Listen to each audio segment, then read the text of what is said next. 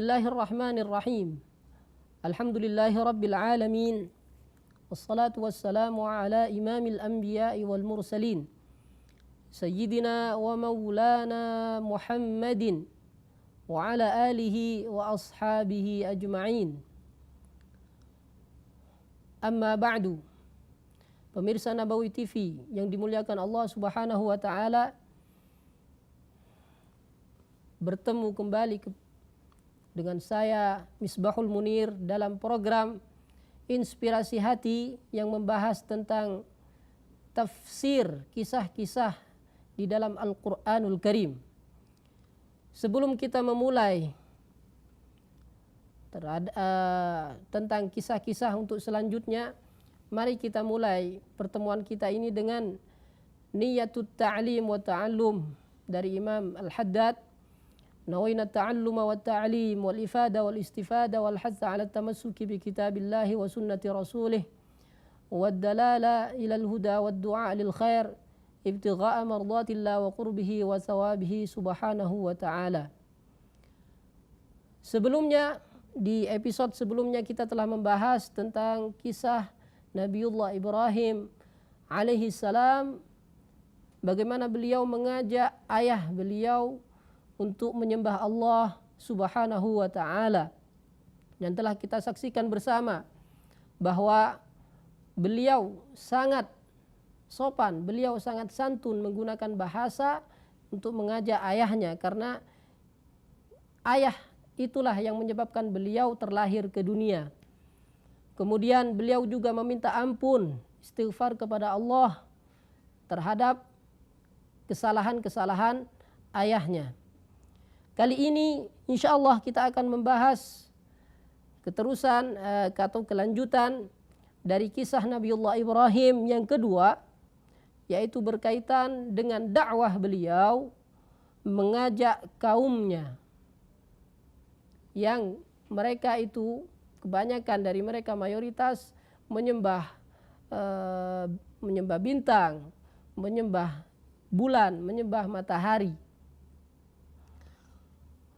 Seperti yang saya kemukakan sebelumnya bahwa Nabiullah Ibrahim yang disebutkan oleh Allah di dalam Al-Quran, itu kisahnya dimulai dari ketika beliau sudah menjadi Rasul. Beliau berdakwah kepada ayah, kepada kaum-kaumnya, dan juga beliau berdakwah mengajak raja pada zaman itu. Adapun ayat yang berkaitan dengan ajakan beliau terhadap kaum-kaumnya, Allah Subhanahu wa taala berfirman di dalam suratul An'am dari ayat 74 sampai 79. A'udzu billahi minasy syaithanir rajim. Wa idz qala Ibrahim li abihi azara atattakhidhu asnaman alihah Inni araka wa qawmaka fi dhalalin mubin. Wa kadzalika nuri Ibrahim malakutas samawati wal ardi wa liyakuna minal muqinin. Falamma janna alayhi al-laylu ra'a kawkaba qala hadha rabbi.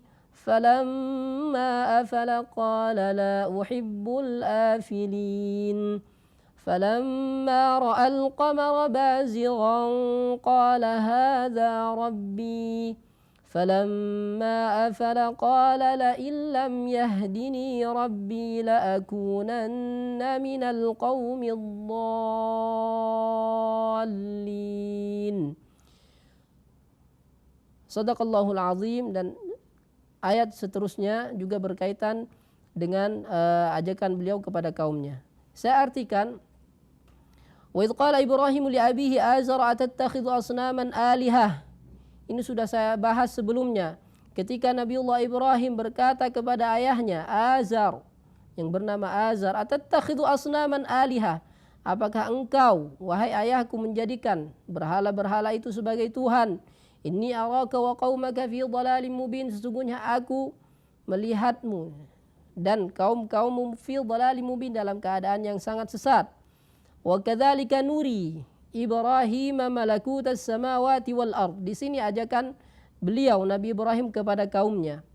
Dan juga kata Allah Subhanahu wa taala, dan juga kami perlihatkan kepada Nabi Ibrahim malakutas samawati wal ard, apa yang terjadi di langit dan bumi. Waliyakuna minal muqinin, supaya dia Nabi Ibrahim termasuk dari orang-orang yang yakin. Termasuk dari orang-orang yang yakin. Falamma janna alaihi al-lailu ra'a kawkaba. Maka ketika datang waktu petang, malam, ra'a kawkaba, Nabiullah Ibrahim melihat bintang. Qala hadza rabbi. Kemudian beliau berkata, hadza rabbi, mungkin ini Tuhanku. Falamma afala qala la uhibbul afilin. Ketika bintang itu hilang, ketika sudah pagi bintang itu sudah tidak ada karena adanya cuma waktu malam saja. Qala la uhibbul afilin, kata beliau, la uhibbul afilin, aku tidak menyukai sesuatu yang lenyap, yang binasa, tidak kekal. Falamma ra'al qamara bazigha qala hadza rabbi. Maka ketika beliau juga melihat bulan bazigha, terbit bulan muncul, qala hadza rabbi, beliau berkata mungkin ini Tuhanku. Falamma afala qala la illam yahdini rabbi la akunanna minal qaumid dhallin. Ketika bulan tersebut hilang, ya, qala la illam yahdini rabbi la akunanna minal qaumid dhallin, kata beliau, jika Allah Subhanahu wa taala tidak memberi hidayah, petunjuk kepadaku, la akunanna minal qaumid dhalin, maka aku akan menjadi orang yang sangat sesat, orang-orang yang sesat. Falamma ra'a syamsa, kemudian beliau juga diperlihatkan oleh Allah Subhanahu wa taala terhadap matahari di waktu pagi ketika matahari terbit. Falamma ra'a syamsa bazighatan qala hadza rabbi, kata beliau mungkin ini Tuhanku.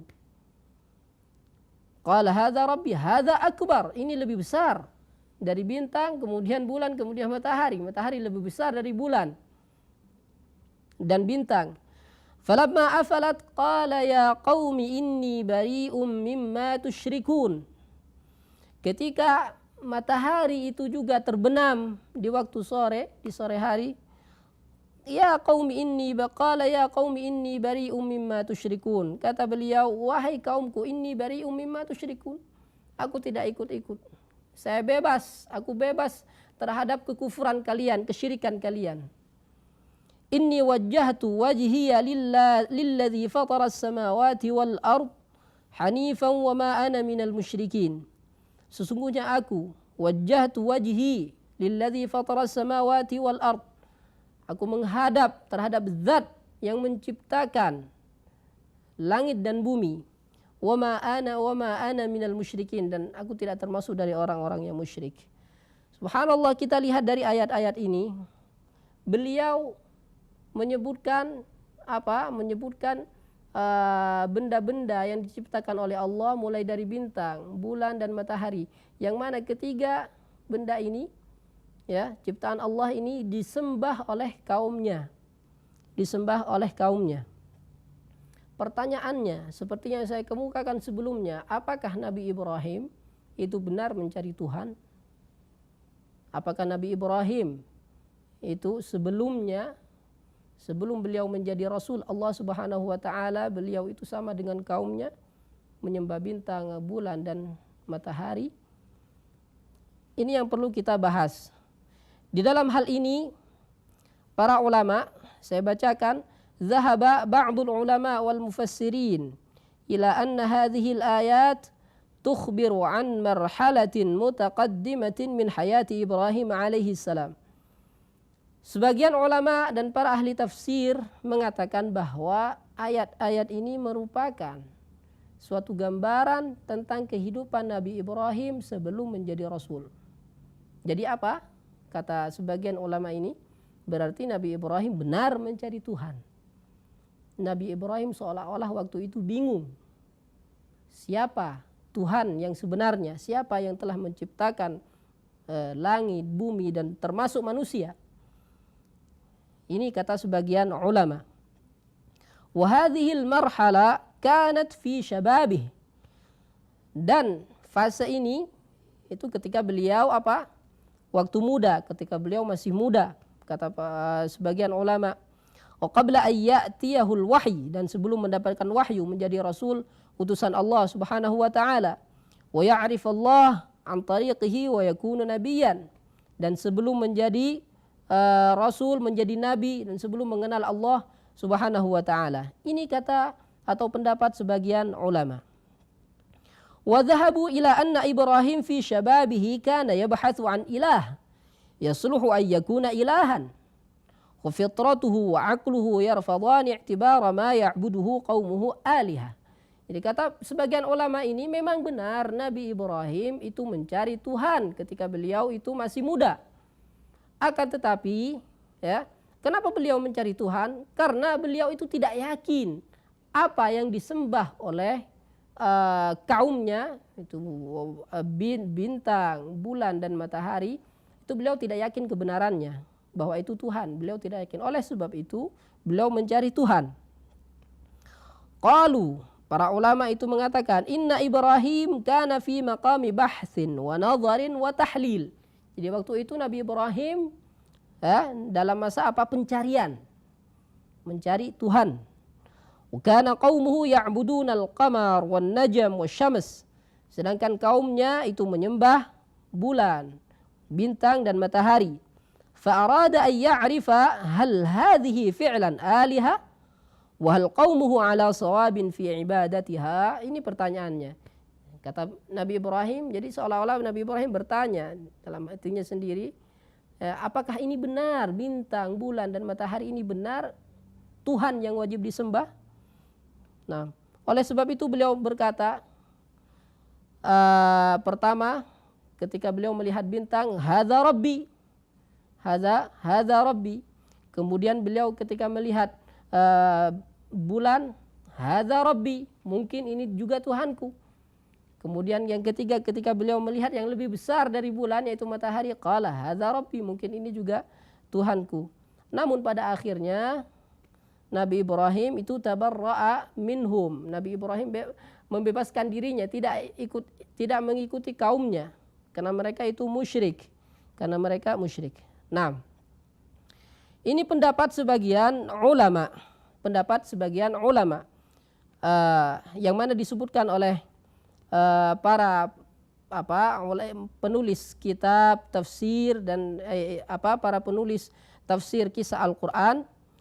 Sebagian dari ulama yang berpendapat tentang pendapat tadi itu adalah Al-Imam At-Tabari.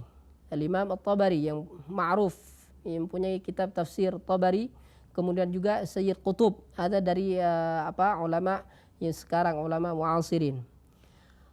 Walakinnana lasna ma'a haula illa immatil a'lam ma'ijlalina lahum ولا نرى أن هذا المشهد الذي تخبر عنه الآيات كان قبل نبوته وأنه كان حائرا يبحث عن إله. Akan tetapi pendapat yang kedua, dan ini pendapat yang rajih, yang unggul, yaitu apa yang disebutkan oleh ayat tadi itu mengkisahkan tentang apa? Munadharah, perdebatan Nabi Ibrahim dengan kaumnya, bukan mengkisahkan masa lalu Nabi Ibrahim, tidak. Jadi Nabi Ibrahim itu sudah menjadi rasul. Nabi Ibrahim sudah menjadi nabi, utusan Allah Subhanahu wa taala, dan beliau tidak pernah menyembah apa yang disembah oleh kaumnya dari bintang dan seterusnya. Namun beliau yang disebutkan di dalam ayat-ayat itu adalah yujadil qaumahum. Beliau yunazir qaumahum, berdebat, ya, berdebat dengan kaumnya tentang apa? Tentang apa yang mereka sembah. Beliau mau menunjukkan kepada kaumnya bahwa apa yang mereka sembah dari bintang, bulan dan matahari bahwa itu tidak benar. Maka ketika beliau melihat qala hadza rabbi, bukan beliau mengakui bahwa bintang itu Tuhan, beliau tidak. Akan tetapi qala hadza rabbi, itu yang mereka katakan. Jadi seolah-olah ini yang kalian anggap Tuhan, ya, maka lihat, falamma afala qala la uhibbul afilin. Lihat bintang, tidak ada. Kemudian juga bulan, lenyap, matahari juga begitu. Maka beliau mengatakan, wa ma ana minal musyrikin, wa ma ana minal musyrikin. Jadi pada akhirnya beliau katakan, saya tidak termasuk dari orang-orang musyrik. Ya, tidak termasuk dari orang-orang musyrik. Nah, Allah berfirman di situ, falamma afalat qala ya qaum inni bari'um mimma tusyrikun.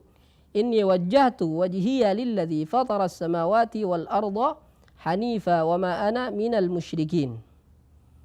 Nah, kemudian Allah berfirman, wa tilka hujjatuna atainaha Ibrahima ala qaumih narfa'u darajatin man nasya.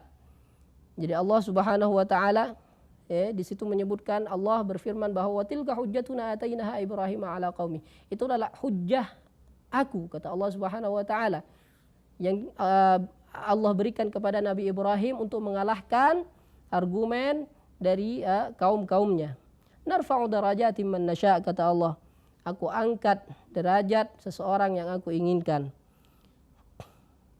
Jadi sudah jelas dari sini bahwa Nabiullah Ibrahim tidak pernah menyembah apa yang disembah oleh kaumnya dari bintang, bulan, dan matahari. Namun ayat tersebut mengkisahkan tentang mujadalah beliau dengan kaumnya.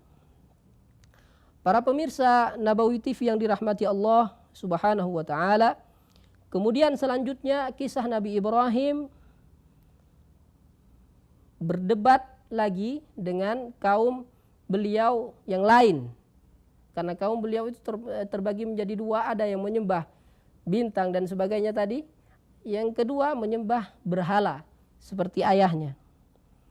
Nah, beliau di sini dikisahkan di dalam ayat-ayat Al-Quran dalam surat Asy-Syu'ara, qala ta'ala a'udzu billahi minasyaitonir rajim watlu 'alaihim naba'a Ibrahim. Langsung saya artikan, watlu 'alaihim naba'a Ibrahim, dan bacakanlah kepada mereka tentang kabar Nabi Ibrahim. Idz qala li abihi wa qaumihi madza ta'budun. Ketika beliau berkata Nabi Ibrahim kepada ayah dan kaumnya, madza ta'budun? Ma ta'budun? Apa yang kalian sembah? Qalu na'budu asnaman fanadhallu laha 'akifin. Kata mereka menjawab, na'budu asnama. Kami menyembah asnam, para berhala. Fanadhallu laha 'akifin. Qala hal yasma'unakum idz tad'un. Di sini mulai beliau mengeluarkan argumen untuk mengalahkan kaumnya itu. Hal yasma'unakum idz tad'un? Apakah berhala-berhala itu bisa mendengar ketika kalian berdoa? Aw yanfa'unakum aw yadurrun? Dan apakah berhala itu bermanfaat untuk kalian atau berbahaya untuk kalian justru? Qalu bal wajadna aba'ana kadzalika yaf'alun. Tidak, akan tetapi kata mereka, nenek moyang kami menyembah berhala, maka kami mengikuti mereka. Nabi Ibrahim berkata, qala afara'aitum ma kuntum ta'budun. Apa kalian memikir? Apa kalian sudah berfikir apa yang kalian sembah ini? Benar atau tidaknya kalian sudah fikir? Antum wa aba'ukumul aqdamun, kalian dan nenek moyang kalian. Fa innahum aduwwun li illa rabbal alamin. Kata Nabi Ibrahim, sesungguhnya para berhala itu aduwwun li, musuh bagiku, kata Nabi Ibrahim. Illa rabbal alamin, kecuali Tuhan seluruh alam, yaitu Allah Subhanahu wa taala. Alladzi khalaqani fahuwa yahdin. Zat yang telah menciptakan aku, fahuwa yahdin, dan dialah zat yang memberiku petunjuk. Walladzi huwa yut'imuni wa yasqin, dan dialah yang memberi aku makan dan memberi aku minum. Wa idza maridtu fahuwa yashfin, dan ketika aku sakit, fahuwa yashfin, maka dialah Allah yang menyembuhkanku. Walladzi yumituni tsumma yuhyin, dan dialah Allah yang kelak akan mematikan ya, mematikan aku, tsumma yuhyin, kemudian membangkitkan kembali. Walladzi atma'u ay yaghfira li khati'ati yaumaddin, dan dialah zat yang selalu aku inginkan, ya, selalu aku inginkan aku mintakan ampunannya. Ampunannya untuk apa? Untuk kesalahanku yaumaddin, nanti kelak di hari kiamat. Surat-surat di dalam ayat-ayat di dalam surat Asy-Syu'ara ini menjelaskan tentang apa? Argumen-argumen yang sangat jelas, masuk akal, yang dilontarkan oleh Nabi Ibrahim kepada kaumnya, bahwa apa yang mereka perbuat, apa yang mereka sembah itu berhala, semuanya tidak benar, tidak bernafas. Bagaimana sesuatu yang tidak bernafas, yang tidak bisa melakukan aktivitas apapun, itu mereka sembah. Subhanallah, kalau bukan karena mereka itu kesombongan mereka atau sifat yang dinamakan ta'assub, ya, terlalu fanatik. Jadi apa yang disembah, apa yang dilakukan oleh nenek moyang harus dilakukan fanatik, meskipun itu salah. Padahal sudah jelas apa argumen yang disebutkan oleh Nabi Ibrahim ini semuanya masuk akal. Mereka berhala itu tidak punya nyawa, mereka tidak bisa bermanfaat, tidak bisa memberi makan, bahkan tidak bisa memberi tidak bisa bermanfaat atau berguna, dan juga tidak bisa memberikan bahaya, berdampak bahaya apapun tidak ada. Maka ini argumen ini sudah jelas bahwa itu salah. Meskipun begitu, kaum Nabi Ibrahim sedikit yang mengikuti beliau, tidak semuanya mengikuti beliau. Karena hal ini bukan ketentuan dari Nabi Ibrahim sebagai manusia biasa. Namun hidayah itu datangnya dari Allah Subhanahu wa ta'ala. Dan ini mungkin menjadi penutup pertemuan kita kali ini, bahwa bagaimanapun kita berusaha untuk mengajak orang ke dalam kebaikan, dan itu memang kewajiban kita. Sesuai dari dalam surat Al-'Asr, wa tawasaw bil haqqi wa tawasaw bis sabr wa ta'awanu 'alal birri wat taqwa wa la ta'awanu 'alal itsmi wal 'udwan. Ini sudah jelas. Kewajiban berdakwah, mengajak kebaikan itu kewajiban umat Islam. Ballighu anni walau ayah, hadis Nabi sallallahu alaihi wasallam, sampaikanlah dariku, kata Nabi sallallahu alaihi wasallam, walau ayah, meskipun satu ayat. Ini sudah jelas kewajiban umat Islam secara umum. Namun hidayah tetap datangnya dari Allah Subhanahu wa taala. Yang menentukan datangnya hidayah itu bukan manusia, bahkan orang yang paling dikasihi oleh Nabi sallallahu alaihi wasallam, yaitu ammuhu Abu Talib. Nabi sallallahu alaihi wasallam tidak bisa merubah keyakinan Abu Talib. Abu Talib tetap tidak mau bersaksi tiada Tuhan selain Allah, dan tidak ada utusan selain Nabi Muhammad sallallahu alaihi wasallam. Abu Talib tetap tidak mengakui hal itu. Kenapa? Karena Abu Talib pada waktu itu merupakan panutan dari orang kaum Quraisy waktu itu. Maka Allah Subhanahu wa taala berfirman akhirnya, innaka la tahdi man ahbabta walakinallaha yahdi man yasha. Sesungguhnya kamu Muhammad, innaka la tahdi man ahbabta.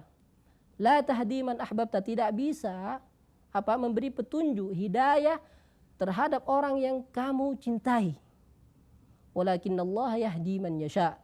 Dan hanyalah Allah Subhanahu wa taala yang memberi petunjuk terhadap siapa yang dikehendaki oleh Allah Subhanahu wa taala. Baik pemirsa Nabawi TV yang dirahmati Allah Subhanahu wa taala, saya tutup perjumpaan kita kali ini. Semoga bermanfaat kepada saya terutama dan kepada hadirin pemirsa Nabawi TV umumnya. Semoga kita bisa mengambil ibrah dari kisah-kisah ini, dan sehingga kita bisa merealisasikan dalam kehidupan kita sehari-hari. Akhiran minni wabillahi taufiq wal hidayah. Assalamualaikum warahmatullahi wabarakatuh.